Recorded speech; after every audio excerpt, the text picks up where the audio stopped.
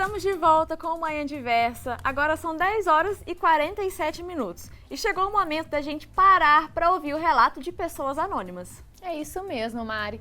E o quadro Um Café por uma História está em família hoje. A Pamela quis compartilhar com a gente a sua história e logo depois a sua mãe, Josiane, também aproveitou o momento, o embalo, para falar sobre o seu trabalho e a maternidade. Então vamos conferir?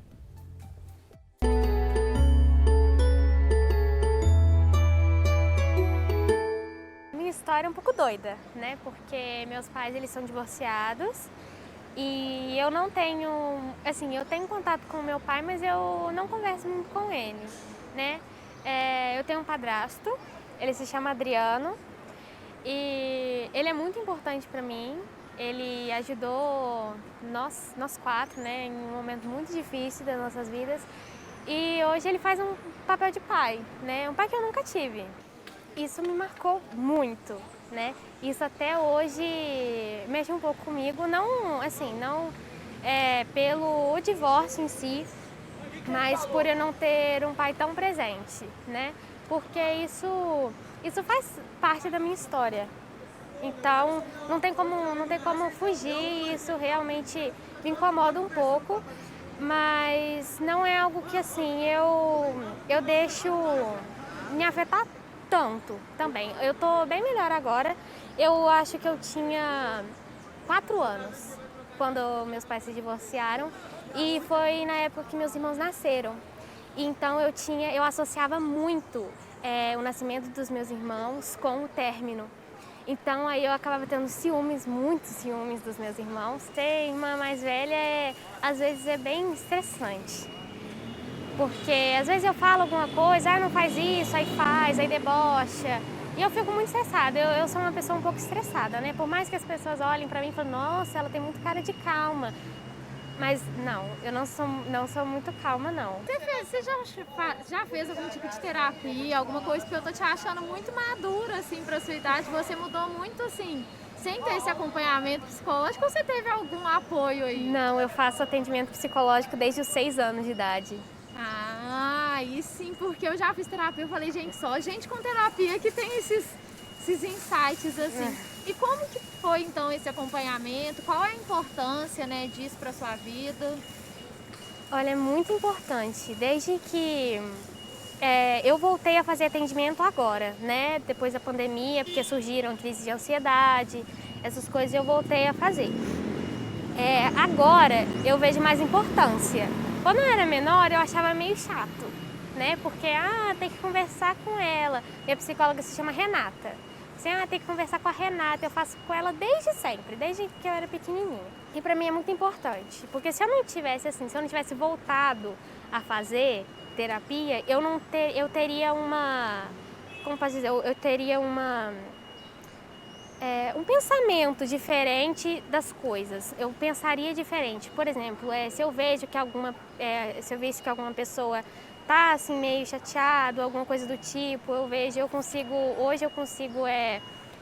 perceber, né, mais coisas assim, porque eu creio que se eu não fizesse atendimento, eu não poderia ajudar outras pessoas também, porque eu sou uma pessoa muito empática.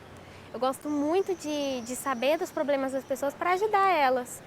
E eu particularmente, o meu sonho de quando eu for adulta é fazer psicologia.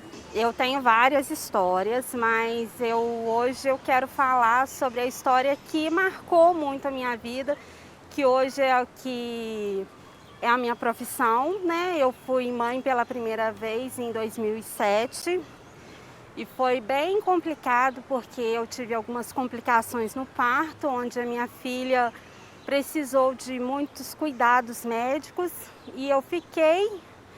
Antes de eu engravidar, eu achei que eu conseguiria conciliar o meu trabalho, né, anterior com a maternidade, mas quando aconteceu a maternidade não foi bem assim. Então eu demorei 1 ano nesse processo de transição, de adaptação, de como que será a minha vida, até eu chegar à conclusão. Faltava 15 dias para Páscoa e eu decidi fazer alguns ovos de Páscoa para vender. E a partir dali, né, eu tive bastante encomendas, aí eu fui aperfeiçoando, aí fui pegando também a parte de confeitaria de bolo e fui deslanchando e hoje eu atualmente trabalho com doces personalizados. Eu vou aproveitar que você está aqui na presença dos seus 3 filhos, né? Como que foi para você, né, ser mãe e, na verdade, mãe de 3 e mais um, né, de coração? Como que foi também? Os gêmeos, foi uma surpresa? Como que foi isso? Foi uma surpresa enorme. Eu costumo dizer que eu tô meio em choque até hoje, porque eu não esperava a gravidez deles, né? Eu engravidei tomando remédio, então assim, foi muito traumático, né? O nascimento da minha filha, eu não tinha pretensão nenhuma em ter mais filhos.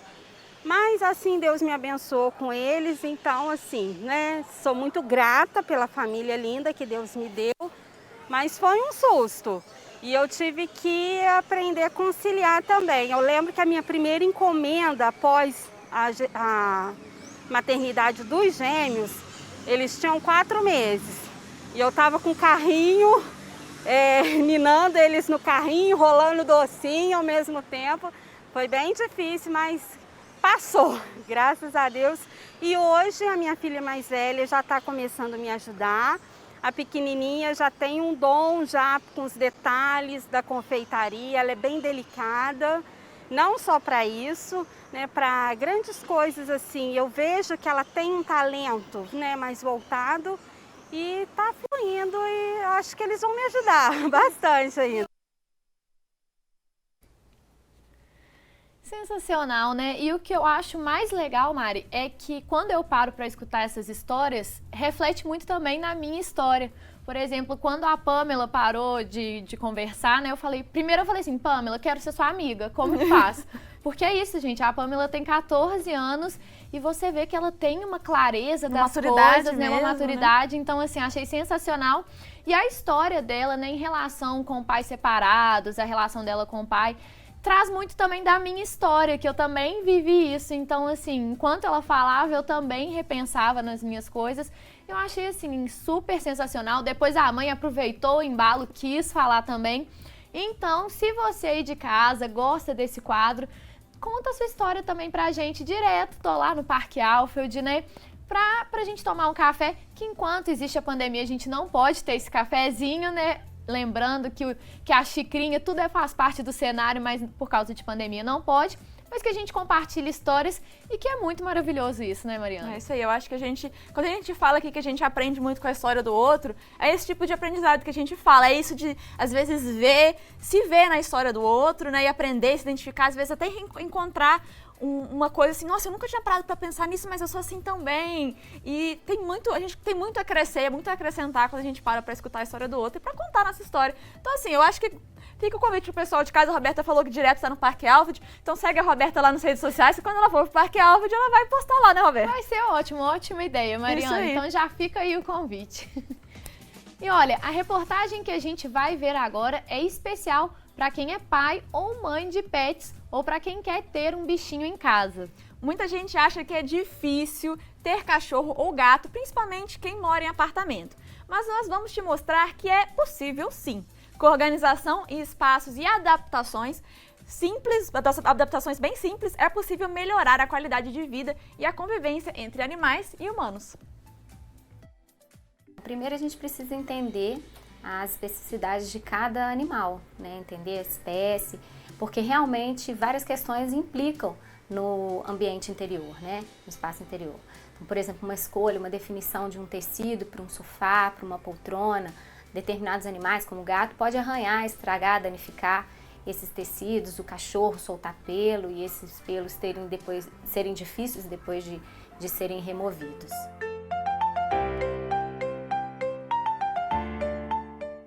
Cada animal tem as suas características distintas e é importante a gente entender com o próprio dono como que funciona, né? Porque alguns, como o gato mesmo, por exemplo, ele não pode deixar a caixa de areia próximo do alimento, precisa estar separadamente. Alguns outros, como cães, não, a gente pode permanecer tudo no mesmo local. As caminhas também a gente precisa compreender como que funciona a dinâmica da casa, né? Porque alguns animais preferem estar próximos dos seus donos, né? Nos seus quartos, outros não, outros é possível a gente otimizar essa questão. E a parte de brincadeiras, né? De brinquedos é ampla. Né, realmente a gente pode deixar um cantinho específico para armazenar esses objetos, mas também a gente pode, no caso de gatos, por exemplo, ampliar esses horizontes, criar prateleiras, né, mobiliário mesmo, fazer parte daquela atividade do animal.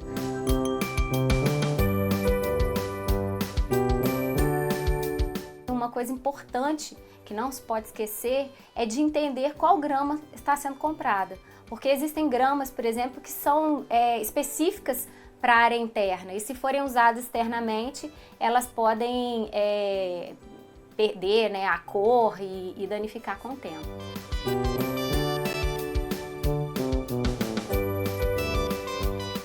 O reutilizar é vida, né? É importante a gente fazer essa troca constante de uso. Porém, também é importante entender qual vai ser o animal que vai utilizar esse mobiliário, né? E se o material que foi definido condiz com aquela espécie, né? Porque às vezes pode também morder, né? Arranhar e acabar perdendo a função rapidamente.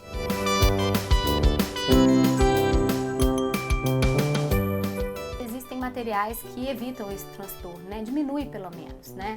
Não vai resolver totalmente, mas vai amenizar. Como pisos vinílicos que podem auxiliar no barulho, na absorção do som, até mesmo no som das patinhas de caminhar do animal, que afeta as pessoas que estão embaixo, né? Existem rebaixos, painéis, né? Materiais que podem ser aplicados na parede que vão melhorar esse som dentro do espaço. Mas também entender que essas escolhas dependem também da espécie, né, dos animais, e se isso não vai acabar sendo prejudicado em função da forma com que ele lida, né, com a casa e o mobiliário em si.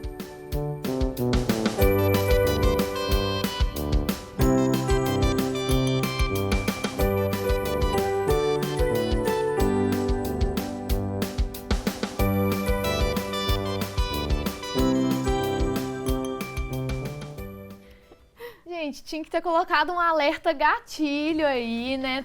Porque eu tô doida pra adotar um bichinho, aí vem com essas fofuras, como que a gente fica, né, Mariana? A gente ficou aqui comentando dos animaizinhos apareceram na tela, realmente, muito fofinhos. E eu acho que foram dicas legais pro pessoal de casa, né? Muita gente às vezes realmente tem essa questão, tipo assim, eu preciso me mudar, mas eu vou pro apartamento, como é que eu faço com o bichinho? Gente, tem jeito, tem solução. O que importa é, né, a gente sempre ressaltar que abandono não tem justificativa, né? A gente tem que ali, é uma parte da família, então às vezes a gente se dá um jeito. E quando a gente vai, né, o bichinho faz parte ali, há várias dicas que a gente recebeu aqui, por exemplo, que vão ajudar nesse processo para quem mora em apartamento e já tem bichinho, às vezes vai se mudar. E para quem mora em apartamento, como é o caso da Roberta, e quer ter um bichinho também, gente, dá para todo mundo, porque bichinho é bom demais, né? Isso aí, Mari. E aproveitando também o que ela falou sobre uns possíveis pontos aí de atenção para quem quer ter um bichinho. E também já falou as soluções, mas é isso, assim, se você tá pensando em adotar um animalzinho igual eu, né, já tô aqui pensando nisso já tem alguns meses, realmente tem que pensar porque vai acontecer, igual ela disse no vídeo. Pode acontecer de, né, gato, arranhar um móvel. Então, assim, adote sabendo que essas coisas podem acontecer e que tá tudo bem. Tá tudo bem. E é da natureza do bichinho, né? Exatamente. No próximo bloco, a gente vai falar do mundo das celebridades e do entretenimento. Agora são 11 horas e 1 minuto e você continua com a gente que a gente já volta.